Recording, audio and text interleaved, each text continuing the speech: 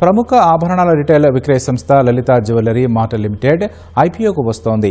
ఈ నెల 17న ప్రారంభం కానున్న ఐపీఓ ఈ నెల 19న ముగుస్తుందని తెలిపింది. ఇందుకు సంబంధించిన షేర్ ధరల శ్రేణిని ₹190 నుంచి ₹201గా కంపెనీ నిర్ణయించింది. ఫలితంగా పెట్టుబడిదారులు కనీసం 74 షేర్లకు దరఖాస్తు చేసుకోవాల్సి ఉంటుంది. ఈ ఐపీఓ ద్వారా లలిత జ్యువెలర్స్ 1200 కోట్ల విలువైన ఈక్విటీ షేర్లను జారీ చేయనుంది. Company promoter M Kiran Kumar Jain offer for sale విధానంలో మరో 500 కోట్ల విలువైన షేర్లను విక్రయించనున్నారు. ఈ సంస్థ షేర్లు ఈ నెల 24న స్టాక్ ఎక్స్చేంజీల్లో లిస్టు కానున్నాయి.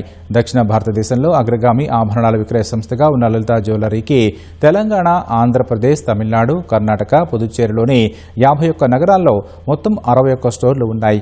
సొంతంగా తయారీ యూనిట్లు ఉండటం వల్ల పోటీ ధరలకే నాణ్యమైన BIS హాల్మార్క్ బంగారు, వెండి, వజ్రాభరణాలను అందిస్తున్నట్లు సంస్థ తెలిపింది.